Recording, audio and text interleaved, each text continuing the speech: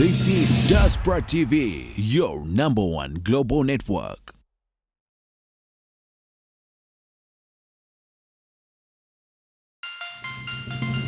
This is Diaspora TV, your number one global network.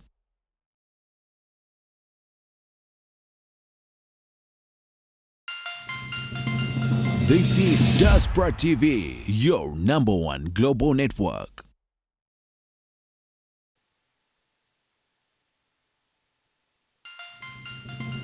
This is Diaspora TV, your number one global network.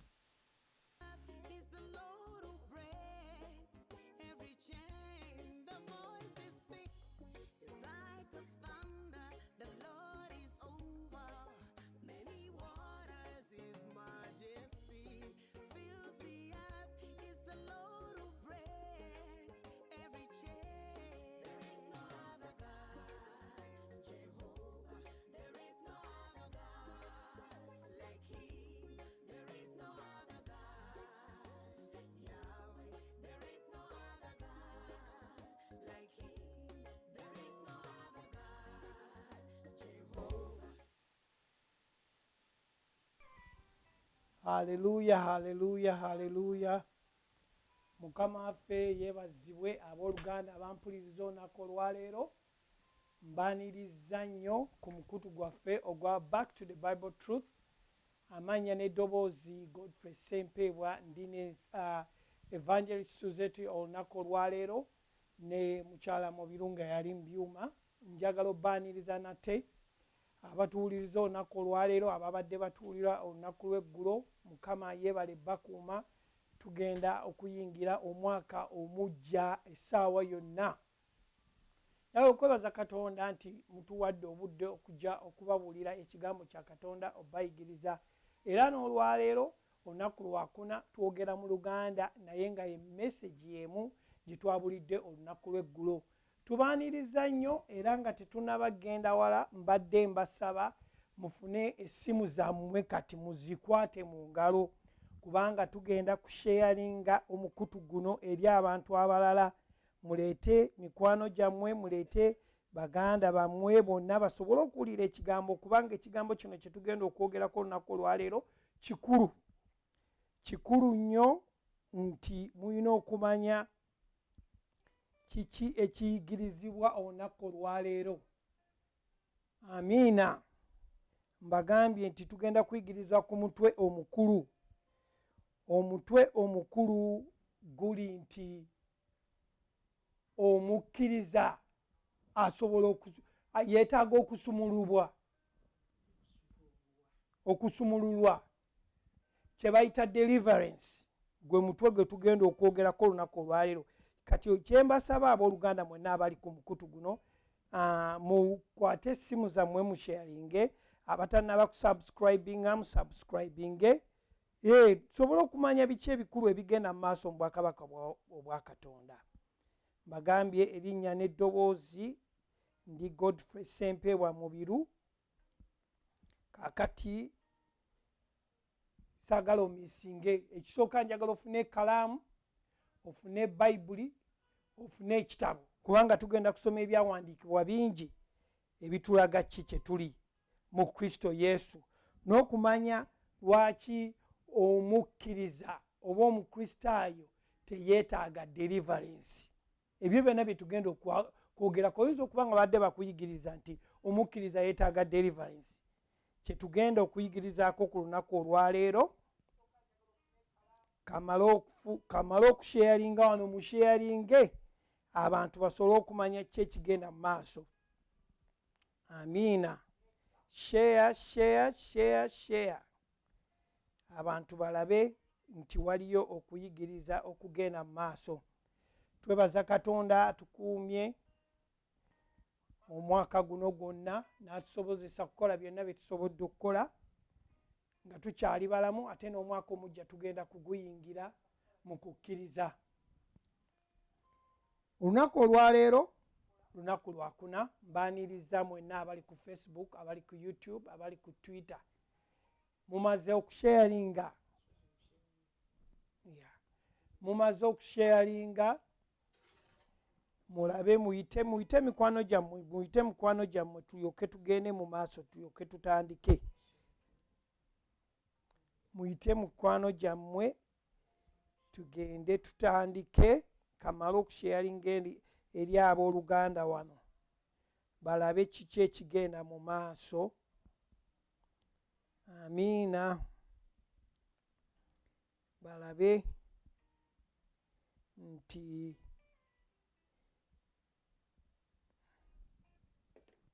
haleluya. Leero omutwe gwaffe ddala omukkiriza yeetaaga okusumululwa oba okuteebwa. Okuyigiriza kuno kubadde kugenda mu maaso ebbanga ddene, naye olw'okuba nti abakkiriza tetusoma byawandiikibwa. Go to the Bible. Eyaffe. Check over here.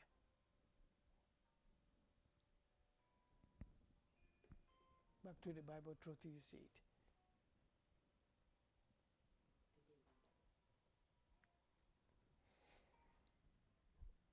Ebbanga ddene eribaddewo nga bayigiriza okusumululibwa, naye nga okusumululwa kwe boogerako nga bagatta okugoba emizimu n'okusumululibwa. Ddala ddala omukkiriza yeetaaga okusumulibwa? Kye kibuuzo ekiri mu ddiiro. Tugenda kuddamu ekibuuzo kino nga kyabuuzibwa abantu abooluganda abatuwuliriza. Kati twagala okuddamu. Tusabe. Taata, tukwebaza olw'eggulo lwa leero nga tuwuliriza ekigambo kyo, nga tugenda okuyiga obikkula amaaso gaffe okumanya ekigambo kyo, era tuli emitima gyaffe misanyufu okulaba nga tusomesebwa era okuyiga ekigambo kyo. Ng'ebyawandiikibwa byogera gye tuli ffe tetwogera eri byawandiikibwa. Tukwebaza olw'ekigambo kino ekitubikkulirwa ne tufuna okutegeera.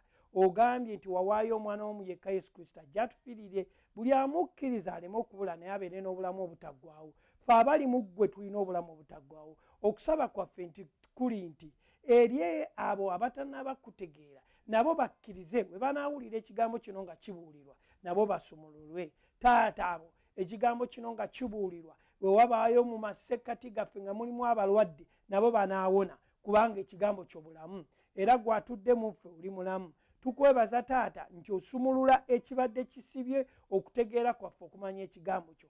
Olunaku olwaleero tulwebaza nga tuyita mu linnya ly'omwana wo yekka Yesu Kristo Mukama waffe, buli omu n'agamba nti amiina. Abooluganda batuwuliriza olunaku olwaleero, mbaaniriza nnyo mu kuyigiriza kuno okuliko ekibuuzo ddala omukkiriza yeetaaga okusumulibwa oba okuteebwa. Amiina. Bw'oba totulaba ku Facebook tuwandiikire, tusindikire ka message kubanga tulaba ebigenda mu maaso, tumanye nti totulaba. Amiina. Olina okubanga bw'oba totulaba naye kwetuli naye osogamba nti mwami mubiru sikulaba. Amen. Kaakati tugende mu maaso. Ekibuuzo kiri nti ddala ddala omukkiriza yeetaaga okusumulwa? Ye kibuuzo. Ansa eri nti teyeetaaga. Lwaki? Tugenda kutunulira mu byawandiikibwa nti omukkiriza teyeetaaga kusumulwa. Kati lwaki ngamba nti omukkiriza teyeetaaga kusumulwa? Kubanga ebyawandiikibwa bigenda tulaga, naye buli lw'otafaayo nga ggwe omukkiriza kufuna kutegeera na kumanya nga ggwe omukristaayo, kitegeeza nti ogenda kusubwa ebintu by'omwoyo engeri gye bikolamu olw'okuba tofunye kutegeera kwabyo. Kyetuvudde tujja olunaku olwaleero tusobole okuyigiriza ku ekyo. Buli lw'ogaana okumanya kiba kigenda kunyiga ggwe. Kamala okunywa ku mazzi. Kiba kitegeeza nti gwe oba ogenda okunyigirizibwa. Obuzibu bwe tufunye oba challenge gye tufunye mu kintu kino eky'okubeera nti abantu tebategedde bigambo bino, okusumululwa oba okugoba emizimu nga badde bakiyigiriza ne bakigatta. Obuzibu bwe tufunye mu bayigiriza n'abantu abatali bakristaayo, tufunye nti bagenda ne balonda ekyawandiikibwa oba ne bafuna ekyawandiikibwa mu bayibuli ne bagenda nakyo ne batafuna bwe batwala ekyawandiikibwa ekyo ne batafuna kutegeera kwa kyawandiikibwa ekyo bwe kigamba. Kiba kitegeeza ki? Kiba kitegeeza nti obutategeera obwo buba bugenda kuzaala enjigiriza eki, enjigiriza etali ntuufu n'okukkiriza okutali kutuufu. Buli lwe bafuna ekyawandiikibwa ne bakinnyonnyola bubi, kiba kitegeeza nti omulamwa gw'ekyawandiikibwa kye baguwandiikiramu baba bakikoze eki, kiba kijiddwamu omulamwa gwakyo. Kakyekiva kitugwanira ffe abakkiriza okuddayo okwetegereza ebyawandiikibwa bino nga tubikola ki? Nga tubisoma. Buli lw'onnyonnyola ekyawandiikibwa mu bukyamu bwakyo, kiba kitegeeza nti ekyawandiikibwa okijje mu mulamwa mwe bakiwandiikirwa n'okukivuunula oba okivuunudde bubi. Mujjukire abooluganda nti bayibuli eno gye tusoma n'ekusifu yakwekebwa. Luli twayigiriza nti endagaano enkadde yakola ki? Yakwekebwa endagaano empya ebikkuliddwa gye tuli ab'omulembe guno. Naye buli bw'otafuna muyigiriza mutuufu kuyigiriza bayibuli eno oba musomesa mutuufu, kiba kitegeeza nti togenda kutegeera byawandiikibwa bino, kubanga Omwoyo Omutukuvu yekka yasobola okukubulira bayibuli eno kiki kyeri. Kiba kitegeeza bw'oba Omwoyo Omutukuvu takubulidde bayibuli kyeri, oba ogenda kwogera bayibuli byetagenda kwogera. Njambi mbadde njagala kwongerezaako ku kigambo ky'endagaano enkadde. Okoseza ekigambo nti yakwekebwa, which is the right word, nti ebyawandiikibwa biri mu ndagaano enkadde byekusifu, biba byetaaga okubikkulwa. Kati oli ayinza okulowooza nti byakwekebwa bitya. Si mu kukwekebwa nga ye ekigambo bwakitwala bw'okiwulira, but mu kukwekebwa olw'okuba ebiro by'okumanya okw'endagaano empya kwe tulimu. Bo mu biro by'abantu abo tewaaliwo okumanya okwo. Naye kati Yesu bw'amazze n'ajja n'atuukiriza ekisuubizo ekyo ekyali ng'ekibikkiddwa, kyali ng'ekisiikirize, oba katugambe endagaano enkadde ekyali kifaananyi ekyoyo agenda okujja. So kati mu bintu byonna bye baalingamu mu ndagaano, bye baawuliranga, byaba bikkulirwa, ebyayogerwanga gye bali, baabirangiranga mu kifaananyi. Naye kati ekifaananyi ekyo tukiraba mu ndagaano empya nga kituukiriziddwa, kimaze kyerambuse, kifuuse omuntu yennyini, ye Kristo. Kati olwo Kristo ono yatulaga, yatubikkulira ekyo ekyali kitegeezwa mu ndagaano enkadde. Amiina. Kati olunaku olwaleero kansooke nzireyo kweka emabega, buli lw'otatunuulira byawandiikibwa bino oba kutegeera bayibuli eno, kiba kitegeeza nti ogenda kwogera Katonda ky'atayogedde oba ogenda kumuwa ky'ataakola. Kati kyetuva tujja olunaku olwaleero nga tugenda kutunuulira ebyawandiikibwa, tulabe enjawulo eriwo ku mutwe leero gwe twogerako nti ddala omukkiriza yeetaaga okusumulibwa oba okuteebwa.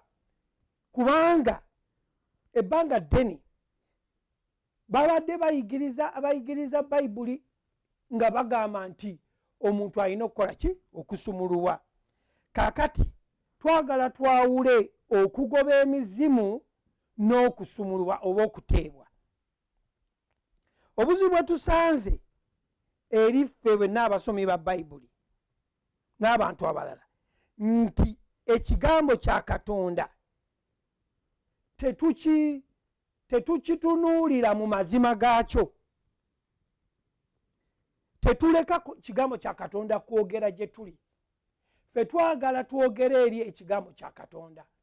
Ate ffe ng'abakkiriza buli lw'oyogera eri ekigambo kya Katonda oba okyusizza ekigambo kya Katonda gye kyogera gye tuli, kubanga ekigambo kya Katonda kye kirina okwogera gye tuli, ffe tetulina kwogera eri kigambo kya Katonda. Amiina abooluganda. Tetulina kussa ndowooza zaffe mu kigambo kya Katonda. Emirundi egisinga tubadde tulaba abayigiriza b'ekigambo nga bassa endowooza zaabwe mu kigambo. Mujjukire nti okumanyika kw'ekintu ennyo tekujjaawo bulimba oba tekuleeta tekujjaawo bulimba oba tekuleeta butuufu bwakyo. Obulimba ne bwebuba nga omuntu ayogera nti kintu kituufu naye nga kya bulimba kisigala kya bulimba, kubanga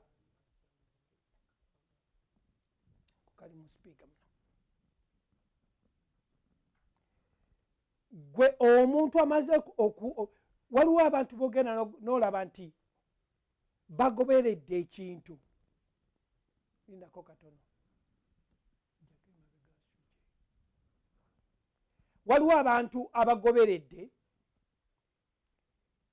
enjigiriza eno eya deliverance oba okusumululwa nga bagigoberedde for a long time,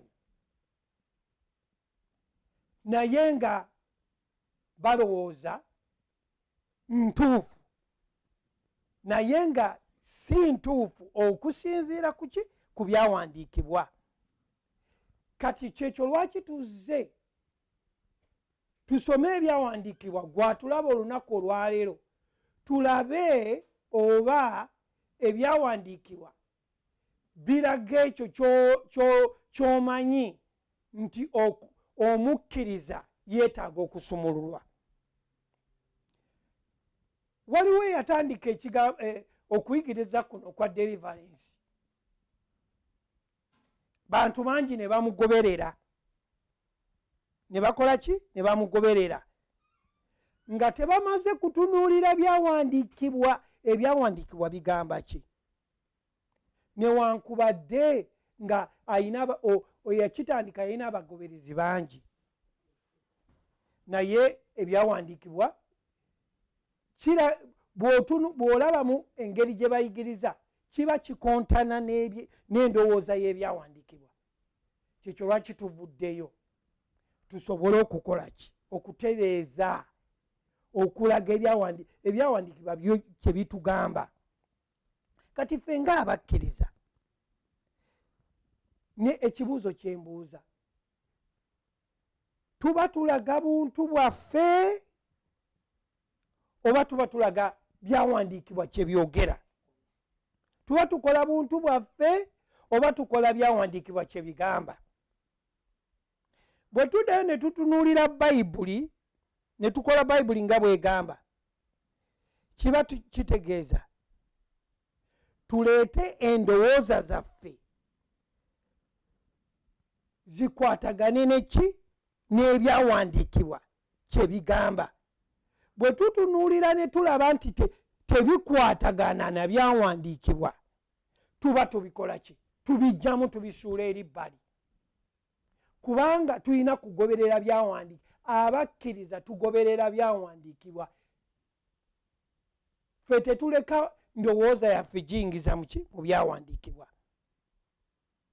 Kyova olaba nti ffe tuba tulina okugoberera omulamwa gw'ebyawandiikibwa gwe bigamba, ne tusigala ku buyinza bwe tulina ng'ebyawandiikibwa bwe bitulagidde nti tulina obuyinza. Tubadde tuyigiriza ebbanga eriweddeko emabega nti ffe ng'abakkiriza Yesu Kristo yatuwa obuyinza bwe tukozesa, nti we wabaawo embeera yonna ekujjidde nga ekontana n'okwagala kwa Katonda, olina okuyinza ogigoba mu bulamu bwo. Kati tugenda kutunula mu byawandiikibwa tulabe kino kye tuliko olunaku olwaleero, nti omukkiriza yeetaaga okusumulubwa oba okugoba, okuteebwa.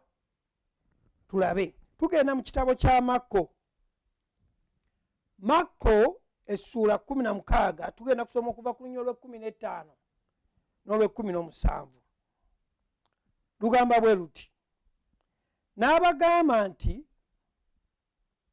mugende mu nsi zonna mubuulire enjiri ebitonde byonna akkiriza n'abatizibwa alirokoka naye atakkiriza omusango guli musinga era obubonero buno bunaagendanga nabo abakkiriza banaagobanga emizimu mu linnya lyange banaayogeranga ennimi empya. Abakatujoyininga olunaku olwaleero tuli ku mutwe ogugamba nti ddala omukkiriza yeetaaga okusumulubwa oba okuteebwa.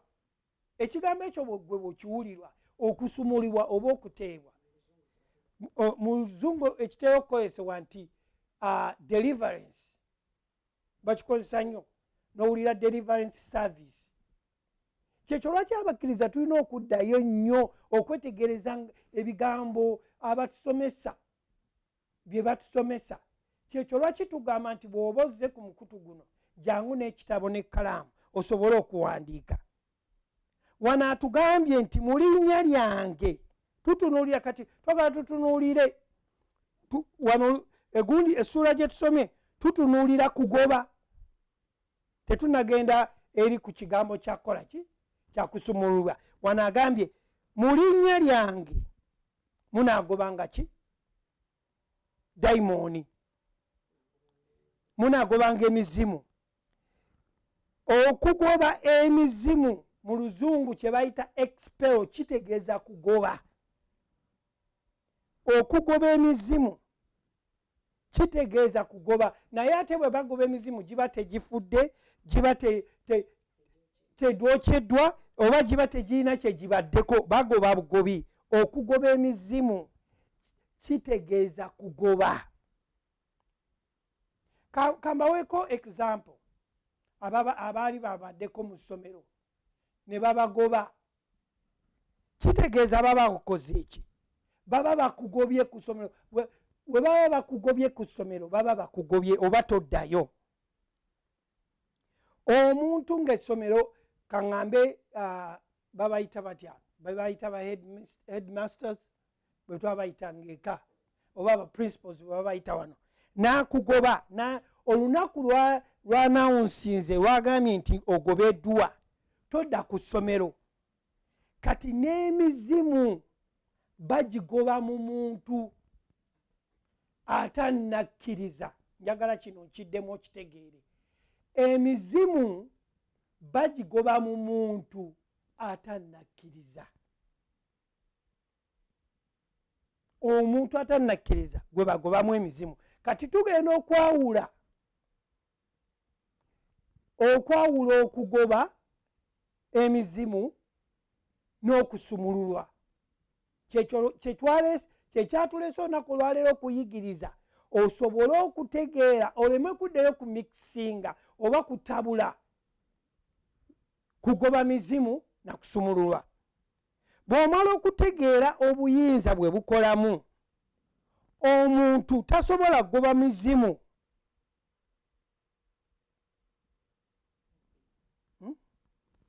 Leka tulabe.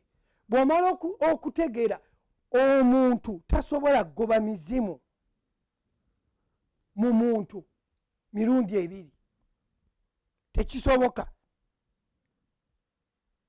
Kubanga ogenda n'owulira abasomesa abamu oba ababuulizi b'enjiri nga bagobye omuzimu mu muntu.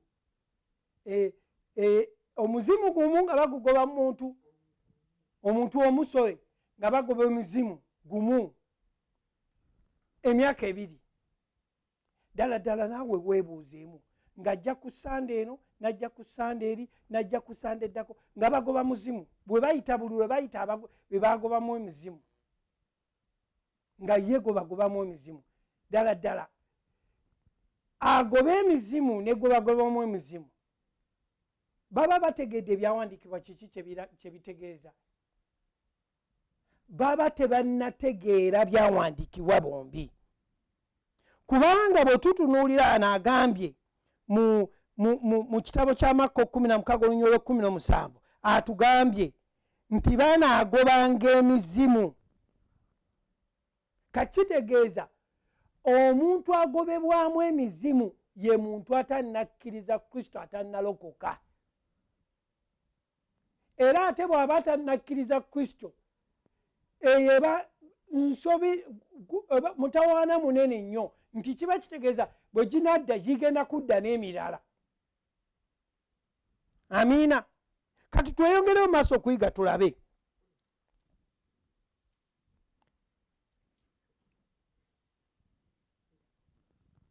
Omuntu atannagobebwamu mizibu aba n'omutawaana munene nnyo okubeera nti ki. Okwongereza ku ekyo tulabye okugoba emizimu. Ne tufuna example y'omwana ali mu ssomero, batugamba omuntu ali mu organization, ne basalawo okuba nti alina okuvaawo, takoze bituufu, alina okuvaawo. Bwe bamugoba, which kyetuse mu luzungu jjo kyetwalabye expel, mu expellinga, ekyo kiba kitegeeza nti agobeddwa takyasobola kudda mu organization eyo, batakyasobola kudda mu ssomero eryo. Aba agobereddwa ddala takyasobola kubanga alina bisaanyizo bimubeeza mu ssomero eyo. Era kati bwe tweyongera okulaba nti Makko 16 olunyiriro 17 olugamba nti munaagobanga emizimu, kiba kitegeeza emizimu gino gw'omukkiriza amaze okutegeera. Omukkiriza yaliwa? Omukkiriza yoyo yawulira enjiri ya Mukama waffe Yesu Kristo, era n'amanya nti Kristo yajja okumuggyako ebibi bye, era okumuggyako ebibi bye kye kyamutwala ku musaalaba okufa n'okuziikibwa. Yafa lwa bibi bye, yaziikibwa lwa bibi bye, bwe yazukira lwa butuukirivu. Nti kati omuntu oyo bw'akkiriza enjiri eyo, bw'awulira enjiri eyo ey'obulokozi eya Yesu Kristo n'agiwulira n'akkiriza, oyo ye mukkiriza akkiriza mu Kristo. Era atandika okutambula olugendo olw'okumanya. Lwe luno olugendo lwe tutambula olwaleero, kyetuva tukuŋŋaana, kyetuva tusomesebwa, kyetuva tusoma naffe bennyini ng'abakkiriza bamaze okukkiriza. Ekitabo weekiri ekya Bayibuli kyekyogera ku muntu gwe twakkiriza, kubanga ekitabo kino kyonna kyekulungira ku muntu omu oyo Yesu. So kati tusoma mu kitabo kino tetunoonyaamu birala byonna, tunoonyaamu Yesu, kubanga bwe tuzuula Yesu tuba twezudde, kubanga mu ye ly'ekkubo ly'emazima ly'ebulamu. Kati kiba kitegeeza twezudde. Kati mu kwezuula tuba tumaze okukkiriza obwa Katonda okufugira mu ffe. Kati eri omuntu atannakkiriza Kristo ono tamanyi nkola ya Kristo, era emyoyo emibi, era Sitaani ye amufuula wuwe, asobola omukozesa ekintu kyonna essaawa yonna, oyo atannakkiriza. Naye ono amaze okukkiriza ng'amaze okuvaayo eri mu bwakabaka bwa Sitaani n'ayingira eno mu bwakabaka bwa Katonda, Sitaani aba takyamulinako buyinza. Naye olw'obutamanya bwe, kubanga bwe tulokoka tulina okusomesebwa, tuzze endowooza yaffe obujja n'okuyita mu kusomesebwa. Kati omuntu oyo bw'atasomesebwa bulungi, kiba kitegeeza agenda kunyigirizibwa olw'obutamanya, olw'okuba tamanyi. Kati abeera agenda kunyigirizibwa. Kati naye ng'ono atannakkiriza ye akozesebwa nga bw'aba ayagadde, kubanga akyali mu nsi ey'ekizikiza. Kati twogera ku muntu eyakkiriza Kristo, oyo gwe twogerako okuba nti ayawula ekigambo deliverance kye tuyise okununulibwa oba okusumulwa, n'ekirala kiri cast out of devil, okugoba emizimu. Ebyo bintu bibiri birina okwawulibwa. Naye bwe tutasomesebwa, bwe tutafuna kubikkulirwa kwa byawandiikibwa bino, tubizibwa buzibwa. Abatusomesa bwe baba tebategedde, ate naffe ne batusomesa tugendera mu butategeera obwo. Naye Mukama yeebazibwa, atuwadde okutegeera, era atuwadde okuddayo okunoonya, okutankuula ebyawandiikibwa bino, twetegeere ki kye tuli mu Kristo. Kati olunyiriro lwe 16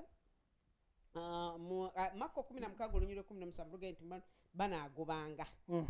Kati bwe kibanga nti banaagobanga emizimu, omuyigiriza oba omubuulizi bw'ayimirira n'agoba mu muzimu omuntu ono, n'amugobamu emyaka ebiri ng'agoba omuzimu guno, ye buli lwe bayita abanyigirizibwa omuntu oyo yajja ate nga n'ono amulaba buli kiseera ajja wateekwa okubaawo nti asomesa ne gwe basomesa bombi waliwo ekibulawo kiba kutegeera okutegeera mu Katonda muno okutegeera mu Kristo muno n'okutegeera ebyawandiikibwa bino biba tebinnaba kutegeerekebwa. Kaakati tubadde kati webale nnyo okuleeta ekigambo ekyo kati obuyinza bw'oba tonnategeera buyinza tosobola kugoba muzimu mu muntu omu mirundi ebiri. Amiina. Kaakati gwe amaze okutegeera oyina obuyinza tubadde tusomesa ku buyinza oyina obuyinza obwakuweebwa singa omanya obuyinza buno we bukola oba tojja kugoba muzimu mu muntu mirundi ebiri. Ebyawandiikibwa bigambye nti tunaagobanga emizimu. Bwe tugaba tugambye kugoba tuba ogoba ku ssaawa eyo muzimu ne guvaawo ne gugenda. Okugoba kitegeeza kugoba. Amiina. Era bwe tutunuulira okugoba emizimu si kwe kusumululwa. Okusumululwa yasi ye deliverance. Okusumululwa kitegeeza okuva mu nsi obwakabaka bwa Sitaani okugenda mu nsi obwakabaka bwa Katonda.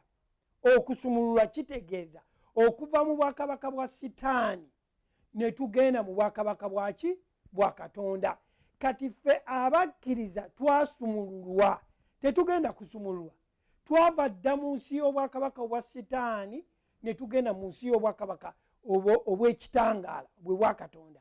Kitegeeza nti gwe emizimu tegikyasobola kutuula mu gwe ng'omukkiriza tegikyasobola. Lwaki? Kubanga ekifo kiri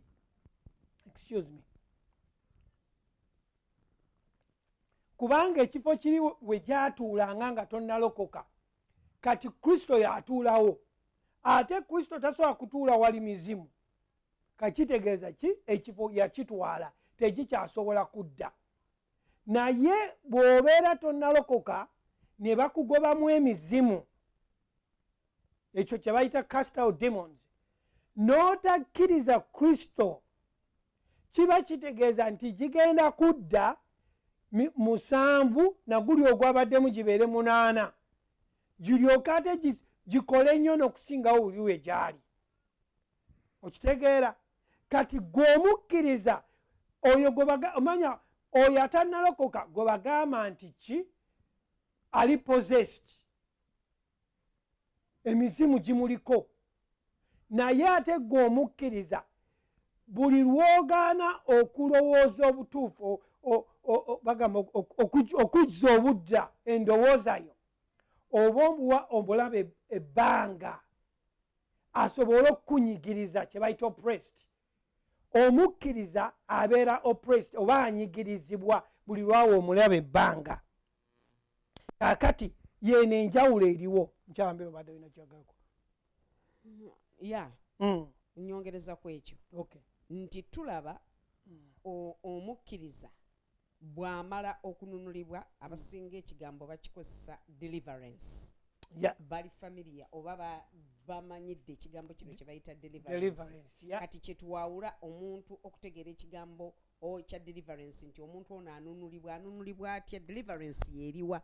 Deliverance oba okusumululwa kwe kujja mu bwakabaka obw'ekizikiza obukulirwa Sitaani ne bakujja eyo ne bakununula okuva ne bakudelivering oba ne bakununula okuva mu bwakabaka obwo ne bakuleeta mu bwakabaka buno obwakabaka bwa Katonda obw'ekitangaala. Ani omununuzi? Omununuzi oyo Kristo.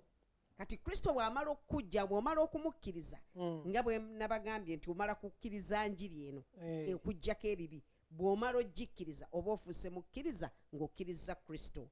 Kati wali mu kifo kiri omulabe we yatuulanga oba we yayimanga n'akukozesa aba yavaawo dda. Ekitangaala tekyegatta na kizikiza tekisoboka. Tebisobola kubeera wamu. Tebisobola kubanga ekitangaala bwe kijja ekizikiza kigenda awatali kuwakanyizibwa. Tekikirwanyisa nakyo. kyamaanyi okusinga ekizikiza. Akatono example katono sokolindeko mukyalambiro katono. Example tutegeeze mu ruumu nga mulimu enzikiza. Buli lwoleetamu ettaala ekizikiza kigenda awatali kukaayana. Otyo. Awatali kukaayana. So kaakati teri ate muzimu gusobola kudda wali Kristo kubanga ebyandikwa bitutegeezezza nti emibiri gyaffe ye yeekaalu Kristo mwatuula. Katonda atuula mu ffe. Kati Katonda bw'aba atuula mu ffe there is no way ate omubi oba omulabe bw'anajja n'atuula mu ffe. Wabula ng'omukkiriza talina buzibu na butakkiriza, talina buzibu n'amizimu, naye obuzibu bw'alina ye ndowooza engeri gy'alowooza mu kyava omukkiriza ono alina okuzza obujja endowooza ye, okuzza obujja kw'endowooza ye agiza atya obujja ng'asoma ebyawandiikibwa ne bimubikkulirwa kiki ebiri gy'ali. Kubanga bino ebyawandiikibwa byabikkulirwa muntu naye ng'omuntu okumumanya ali in the form of ekigambo ekyawandiikibwa. Kati awo omuntu w'alina okumanya, bw'amala okumanya endowooza yegenda esumulukuka n'etandika okuyiga nti obubi bwonna ebujja obuwakanya enkola ya Katonda alina obuyinza kubanga yakkiriza Kristo n'amuwa obuyinza. Kristo afugiramu ye, alina obuyinza obugoba buli ndowooza obuwakanya buli kintu kyonna ekiwakanya enkola ya Katonda. Kakati tugenda kutunula olunyiriri wano nga tweyongerayo. Nkugambye nti okugoba emizimu si kye kimu n'okusumululibwa, byanjawulo nnyo era toyagala kubigatta. Tugenda mu kitabo kya Lukka, tugenda kusoma Lukka essula 10 okuva ku lunyiriri 17 paka ku 20. Abo 7 ne bakomawo n'essanyu nga bagamba nti Mukama waffe ne baddayimooni batuwulira mu linnya lyo. N'abagamba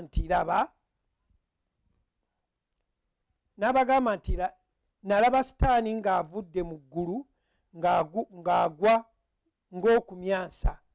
Laba mbawadde obuyinza obw'okulinnyanga ku misota ne ku njaba n'ez'obusagwa n'amaanyi gonna ag'omulabe, so tewali kintu kiribakolanga obubi ne kaakano n'akatono. Naye ekyo temukisanyukira kubanga baddayimooni babawulira. Naye musanyuke kubanga amannya gammwe gawandiikibbwa mu ggulu. Wulira bw'agambye wano nti temusanyuka olw'okuba baddayimooni babawulira. Ekyo si kikulu, temukisanyukiramu olw'okuba baddayimooni babakola, si kikulu.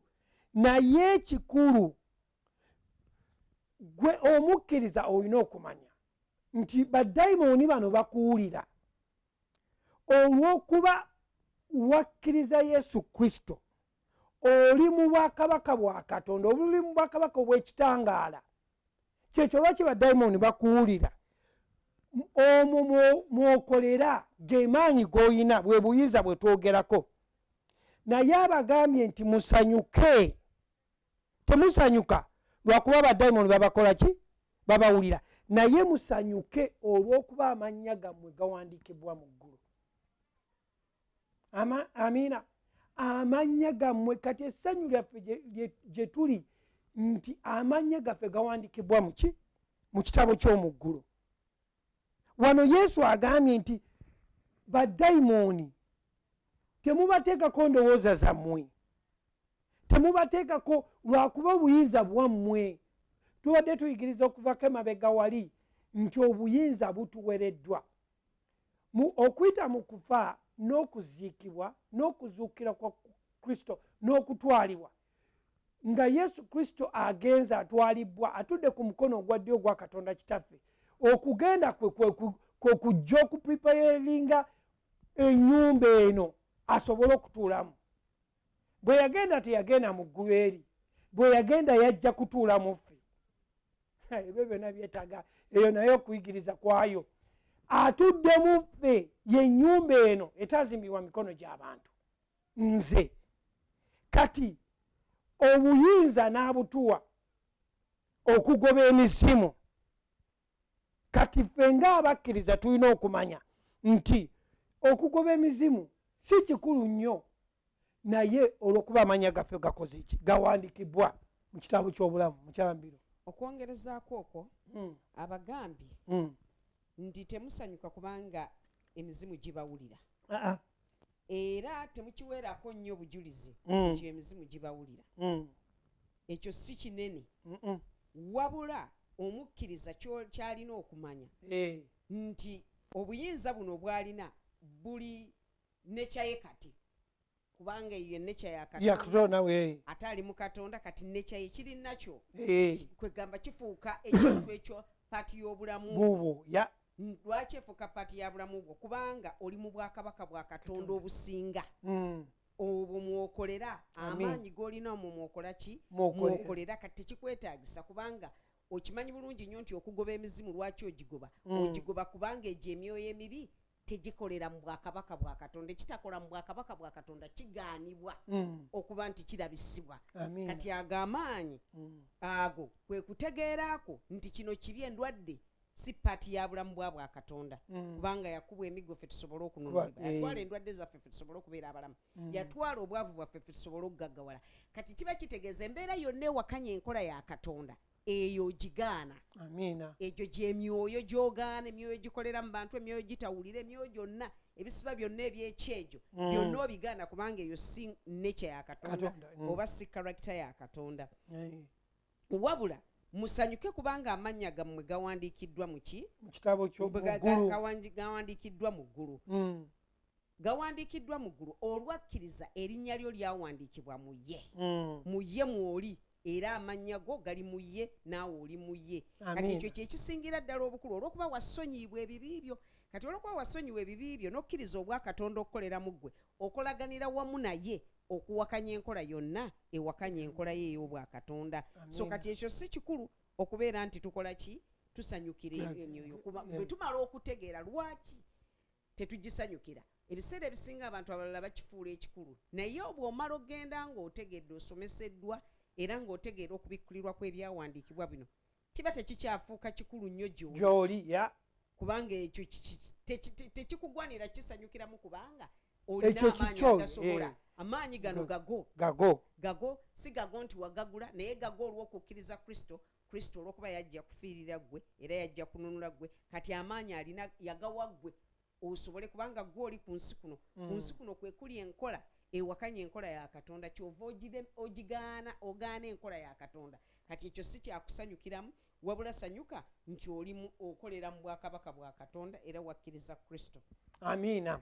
Kati katweyongere tulabe tuzze tuyiga nga tumanyi nti nga bazze basomesa nga bagamba nti olina okusumululwa balina okusabira buli lwe bayita mu saavisi olina okusumulwa naye ddala kye bayita deliverance ddala weetaaga deliverance nga ggwe omukkiriza. Omukkiriza teyeetaaga deliverance kubanga aba yasumululwa aba yali delivered already. Delivered kitegeeza ovudde mu nsi eyo eya sitaani ozze mu nsi ey'ekitangala eya Katonda. Ne bwe tutunula mu bbaluwa za Pawulo zonna ezaawandiikibwa mu kuyigiriza kwa Pawulo, mu kuyigiriza kw'omuweereza Peter, mu kuyigiriza kwa Yokaana, tewali we baawandiika kugoba mizimu ne bakuyita deliverance oba kusumululwa. Tekiriiyo. Buddayo n'osoma kubanga emirundi egisinga olw'okuba tetufunye kusomesebwa kutuufu oba kutegeera kusoma ffeffe nnyini kutegeera tuba tumikisinga tugatta ebintu bino deliverance and casting out demons. Kyova olaba nti ekkanisa erina omulimu munene nnyo okusomesa. Ekkanisa is a center ey'okusomesa abakkiriza gye tujja okuyiga Kristo. Amiina. Si kuyiga wizi Kristo okuyiga ebintu eby'obulamu obutaggwaawo. Ekkanisa gwe mulimu gwayo. Tugendeko mu byawandiikibwa mu kitabo kya Lukka. Nga tonnagendayo okukkaatiriza ku ekyo nti ekkanisa ly'essomero erisomesa eby'obwakatonda erisomesa ebyobwakabaka bwa Katonda ng'obwakabaka bwa Katonda munaabufugiramu ye Yesu Kristo. Kati bwe tuba tugenze mu kkanisa tulina kusomesebwa Kristo ono gwe twakkiriza kubanga institution endala ezisomesa ebintu ebirala tuba kituuse ku kusomesa byansi institution nyingi nnyo wabweru eziriyo kubanga zo zikola ku bulamu buno obwa bulijjo buno obulamu obwensi naye bwe kituuka kumanya obulamu buno obutaggwaawo obwakabaka bwa Katonda buno obufugira mu mwoyo tuba tulina kusomesebwa Kristo ono ne tubikkulirwa Kristo ono nga kanisa yetusomesa kanisa gwe mulimu gwayo ogusooka gwa kusomesa ki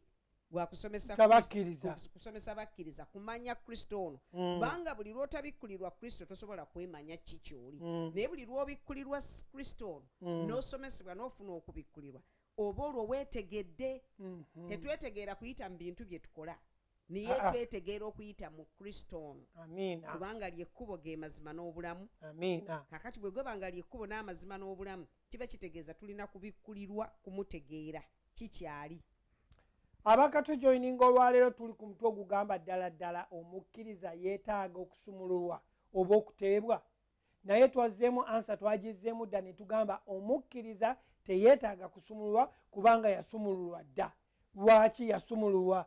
Yakkiriza okegenda maaso mbadde gyakwogerezako nti omukkiriza yakkiriza dda kyensonga lwaki bamuyita mukkiriza okukkiriza kwe kwamujja mu nsi ey'ekizikiza ne mukuleeta mu nsi ey'ekitangaala. Kati bwe kuba kununulibwa anunulibwa omulundi gumu okusinziira ku byawandiikibwa okusinziira ku bw'obwa Katonda asumululwa omulundi gumu newankubadde ng'ali mu nsi eno eyagwa kyagitambuliramu wabaawo ebimusoomooza kati ebyo ebimusoomooza y'ensonga lwaki Mukama yamuwa obuyinza abukozesa okusobola okuba nti overcoming ebyo byonna ebimukola ki ebimusoomooza. Kati ye teyeetaaga kugobwamu mizimu kubanga yanunulibwa okuva mu kitangaala ky'emizimu kati ali mu kitangaala ndowooza yokka ye mutawaanya ebisigadde byonna biramu. Naye atanakkiriza yeetaaga okugobamu emizimu oyo gwe bayita cast out demons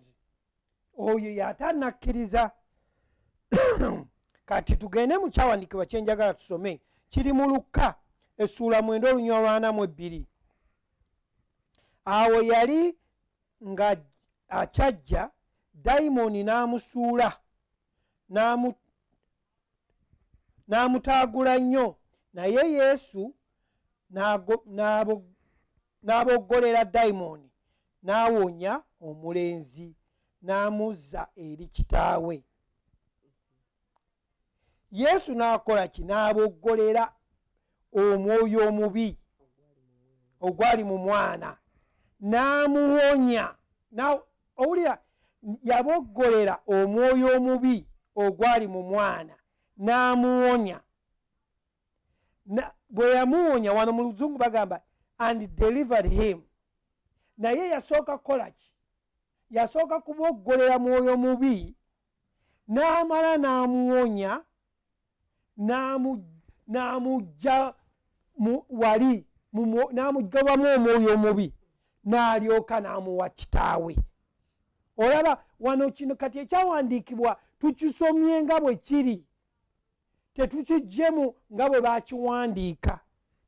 Kati kino kyekyawandiikibwa ekiraga ekigambo bw'ogenda mu Luzungu ekulaga bulungi nti delivered him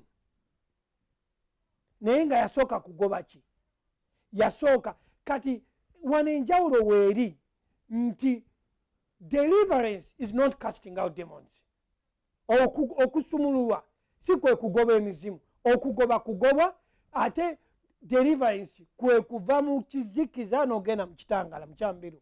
Mbadde nnyongereza ku ekyo ky'obadde oyogera nti Yesu n'agoba emyoyo emibi mu mwana ono. Kati omwana ono yali yasumululwa. Ebyandikwa bitutegeezezza yamugoba ko emyoyo emibi. Ekyo tekyali kuba nti akoze ekyamusumuludde wabula yagoba emyoyo emibi n'alyoka amukola ki? Amuwa kitaawe.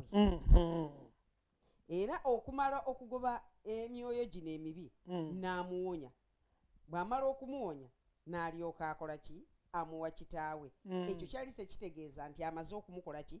okumununula oba ekigambo ekisinga okukozesebwa deliverance kubanga deliverance si manya okununulibwa si kubanga abantu baba mu luzungu twandigambye activities oba emirimu egikolebwa oba enkola ekolebwa nti omuntu agweri oba mulala nasambagala emyoyo emikununulibwa okwo kiba kitegeeza nti anunuliddwa ekyo kiba kitegeeza agobeddwa mu myoyo mibi kubanga twamaze okukitegeera nti okununulibwa kuno kwe tuyita deliverance yenkola ya Katonda ejja omuntu mu kizikiza n'emuteeka mu kitangaala. Kati omuntu agwa n'asambagala naye aba tannafuna kutegeera muki mwekyo kiba kimuyigirizibwa naye bw'amala okufuna okutegeera aba takyagweri kusambagala kolaki. Eggulo twabadde wano sisters mu kusomesa okw'oluzungu sister Suzette n'aleeta example nti waliwo sister omu buli abasajja ba Katonda lwe bajjanga conference ku conference nga ye sister oyo omu emizimu gwe jaggwako gwe javangamu nga n'asambagala n'akola ki naye lumu omusajja wa Katonda yatugambye musajja wa Katonda Tunde Bakali omusumba Tunde Bakali bwe yajja okuva Nigeria kati bwe yamuyita bwe baali basite yamuyita bwe baali basabira n'asambagala kati bwe yamutegeera ku bw'omwoyo era ne mu kutegeera n'amugamba nti sister gino mizimu si gye gikutawaanya wabula endowooza yo yeekutawaanya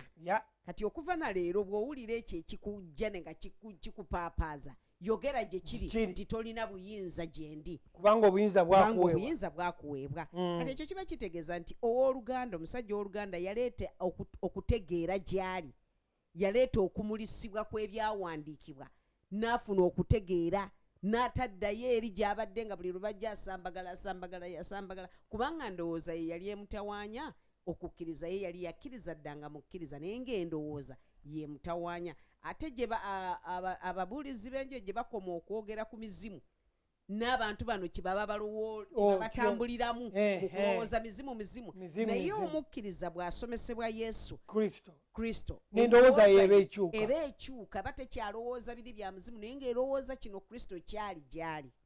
Era emirundi egisinga bw'ogenda okutunuulira nti buli muntu lwe bamusomesa negative gy'agenda naye okusinga positive naye buli lwe bamusomesa positive gundi ideas ogenda ne positive ideas ze bakuwadde. Tukyatunuulira ebyawandiikibwa kubanga ebyawandiikibwa bye bitulaga kye tuli ngaffe abakkiriza. Tugenda mu Matayo essula 10 olunya olw'omunaana twagalira ddala kulaba enjawulo eriwo mu kugoba emizimu n'okusumululibwa kubanga abayigiriza bangi babadde bajja nga bagatta okugoba emizimu n'okusumululwa. Omuntu aba asumuluddwa ng'ali free ddala nga talinaako kyakunenyezebwa. Kale tugende mu Matayo essula 10 olunya olw'omunaana. Muwonyenga abalwadde, muzuukizenga abafu, mulongosenga abagenge, mugobenga dayimooni, mwaweebwa buwa nammwe muwenga buwa. Amiina. Mugobenga emizimu dayimooni tugoba ngobe ate tuzigoba muki mu bantu. Okugoba emizimu kino ekyawandikibwa kyawandiise wano kikulu nnyo. Okugoba emizimu tetugoba bantu, tetubagobaamu mizimu ne tubasalira miwendo gya ssente. Atugambye tugobe emizimu twaweebwa buwa n'atugamba tulongosenga abagenge, tugobenga dayimooni, tuzuukizenga abafu. Tetuteekawo price, twaweebwa buwa naffe tulina kukola ki? Kuweebwa. Yesu atugambye tugobe emizimu, olwo obuyinza abutuwadde nga bwe twaweebwa naffe bwe tukola ki? Naye bw'osanga omusomesa oba omusumba yenna ng'agamba nti sigenda kukugobako mizimu, sigenda kukansolinga nga toleese kiweebwayo, eyo njigiriza nkyamu nnyo nga tolese ekiweebwayo nga kisobola kugobako mizimu. Bannange eyo njigiriza nkyamu, era bwakugambanga bw'atyo mugambe nti asigaze okugoba emizimu kwe, kubanga kino kyatuweebwa buwi. Wewabawo omuyigiriza yenna ng'asaba ssente kikyamu kuba olina okwawulaawo abooluganda okitegeera obulungi nti kino kyetwaweebwa obuwa kyekyokubuulira enjiri. Webale nnyo. Kubanga bw'amaze okutuwa obuyinza, bwe yawekka obuyinza 12 n'abaga nti mugende mu nsi mubuulire enjiri nga mubatiza abantu okuyingira mu linnya lyange, munaagobanga emizimu, munaayigirizanga. Ebyo byonna byabwereere. Ebyo byabwereere ebyokubuulira enjiri, omuntu okukkiriza, okugobwako emizimu, okusabirwa okuwona, byabwereere. Kati ekyo weekiri. Kati kino ekirala omuntu kyayinza okutabula ate n'akifuula nti baatugee tetugaba ssente. Bw'ogenda mu kkanisa ebiweebwayo waayo byetaagisa, kubanga ekkanisa eba yeetaaga erina ebintu ebigenda mu maaso ebyokkola. Bw'abaawo ebigenda mu maaso ebirwaninga ekkanisa, ezo ssente oziwa. Twogera ku kigambo ekyokusaba ssente, bakusabira owone. Kyetwogerako lwaleero. Awo kirina okuba clear, kubanga abantu bawulira bubi ne bakwata akakatini ne bakatwala. Naye nedda tugambye nti kubuulira enjiri kwa bwereere, okusabira omuntu kwa bwereere, okugoba diamond mu muntu kwa bwereere. Naye ebikwatagana ne ministry, ekkanisa, ebitambuza ministry, abakristaayo oba abakkiriza tulina okuwaayo ssente omulimu gwa Katonda okutambula. Amiina. Kubanga okubuulira enjiri kuno kwetaaga ssente. Enjiri ogibuulira, okukola ebintu byonna kwetaaga ssente. Njagala tutunire ekyawandiikibwa kimu tulyoke tuggalewo, kubanga obudde bwaffe bugenze, naye nga tujja kudda tweyongera okuyigiriza ku kigambo kino. Omukkiriza yeetaaga okusomebwa oba okuteebwa, kubanga omukkiriza teyeetaagira ddala. Tugenda kusoma mu kitabo kya Matayo ssuula 8 olunyolo 16. Tusoma ekyawandiikibwa kimu. Obudde bwali buwungedde ne bamuleetera bangi abakwatiddwa dayimooni, n'agoba dayimooni n'ekigambo, n'awonya bonna abaali abalwadde. N'agoba dayimooni, tayogedde nti n'asumulula, n'awonya abaali abalwadde. Bwe tujja ne tusoma ebyawandiikibwa, omuntu gwe bagobamu dayimooni aba tannakola ki? Aba tannakkiriza Kristo. Kitegeeza aba asibiddwa n'emyoyo emikyamu. Paka bwakkiriza Kristo n'asumululwa okuva mu nsi ey'ekizikiza n'ajja mu nsi ey'ekitangaala. Oyinza okuba nga oli eyo ng'obadde tonnakkiriza Kristo, okyayina dayimooni mu ggwe. Paka bw'olimala okukkiriza Kristo, olwo kitegeeza nti ovudde mu nsi ey'ekizikiza ozze mu nsi ey'ekitangaala. Abooluganda, tubaaniriza nnyo olunaku olwaleero, mwebale kubeerako okuwulira kigambo kya Katonda, era twagala obagamba nti buli Lwakusatu n'Olwokuna buli wiiki. Ku Lwokusatu tuyigiriza mu Luzungu, ku Lwokuna ne tuyigiriza mu Luganda, naye eba same message gye tuyigiriza. Mukama atuwadde ekisa n'atusomesa, naffe ne tusalawo tujje tuyigirize abooluganda, kubanga tuwedde obuweereza obw'okutabaganya abo abatannamutegeera. N'olunaku olwaleero tubeebaza, mwebale kubeerako. Mukyala Mbiro osobola tusabira tuggalewo nga tugenda okuyingira mu mwaka guno omujja. Twebaza Katonda atumazisizzaako omwaka guno ate nga atuyingiza mu mwaka omujja. Naye abakkiriza emyoyo gyaffe gyo giri mu ssaawa eyo bwa Katonda, naye emibiri gyaffe gye gikolera mu time eno ey'abantu. So twebaza Katonda mu byonna. So mu kaseera kano tukawaayo gy'oli Kitaffe Ayinza Byonna, ne tukwebaza olw'obulamu buno bw'otuwa, ne tukwebaza olw'ekigambo ekiramu Mukama Taata ky'otubikkulira, ky'otusomesa tusobole okuba abalamu, tutuno kitaffe ayinza byonna tuyingira mu mwaka omujja taata tukukwebaliza tukwebaza byonna by'otusobosezza mu mwaka guno gwe tuvaamu kati tuyingira mu mwaka ogujja n'endowooza empya n'okutegeera okupya n'okubikkulirwa kwa kristo okututwala ku leva ekola ebintu by'obwakatonda taata tukwebaza olwa buli mwoyo gwonna tukwebaza olwa buli muntu yenna tubayimusa mukama tubateeka mu mikono gyo abadde bagoberera mukama taata okusomesa kuno tukwebaza nti ate mukama omaze okubasomesa omaze okuba ekwipinga okutegeera n'okuba n'ekisa ekyo n'okubikkulirwa nti kitaffe watuwa obuyinza watununula okutujja mu kizikiza mu bwakabaka obw'ekizikiza n'otuleeta mu bwakabaka obw'ekitangaala taata tukwebaza nti ate tuli balamu mu bwakabaka buno obw'ekitangaala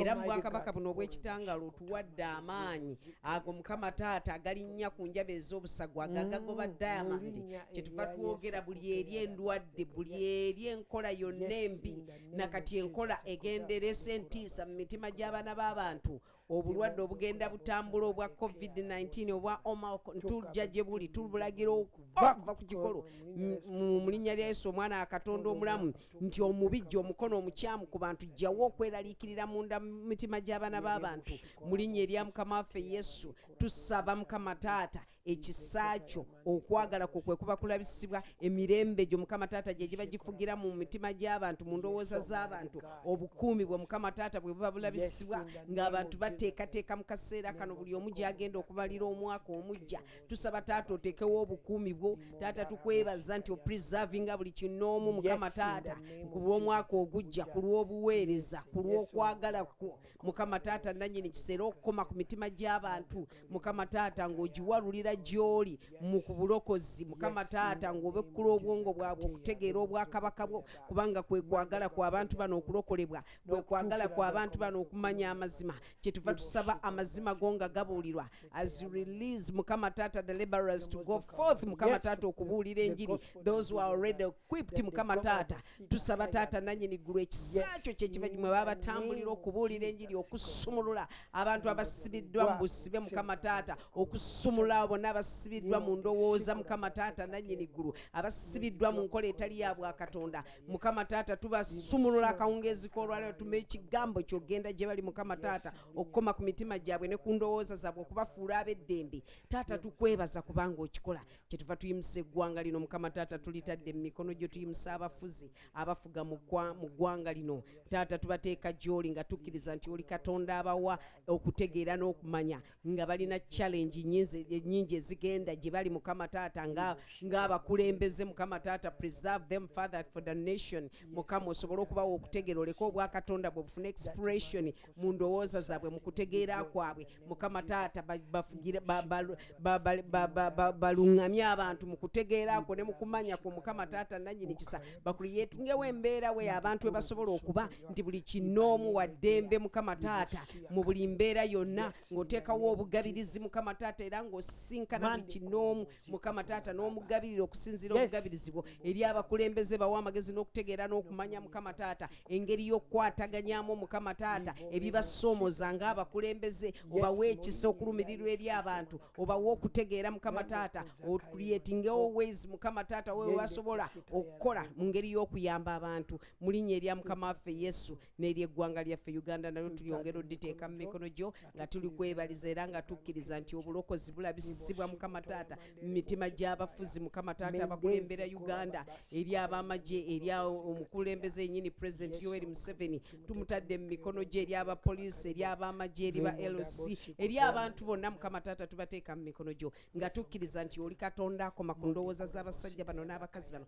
oli katonda agiye mu endowooza zaabwe oli katonda aleeta okutegeera n'okumanya n'okubikkulirwa eri obulamu bw'abasajja bano okumanya okutambulira mu kumanya okwo ne mu kutegeera mukama taata nannyini kisa era eggwanga lyaffe olifuula okuba ettendo mukama taata obulamu bulabisibwa mukama taata endwadde mukama taata zivaawo mu linnya erya yesu omwana wa katonda omulamu tulangirira obulamu tulangirira ekisa kya katonda tulangirira emirembe okufugibwa mukama taata nannyini ggulu mu nsi uganda taata nannyini ggulu tukwebaza kyetuva tukwebaza mu byonna ne tukkiriza nti bwe tusaba owulira taata tukwebazizza era tusabye okuyita mu linnya lya mukama waffe yesu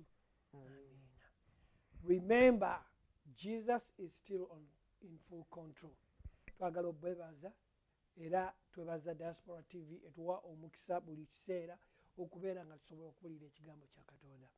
Mukama abawe olunaku olulungi, mbeere bulungi. Happy New Year. Aba cyberspace mwebale kubeerako, aba Facebook tubeebaza mwenna mwebale kubeerako. This is Diaspora TV, your #1 global network.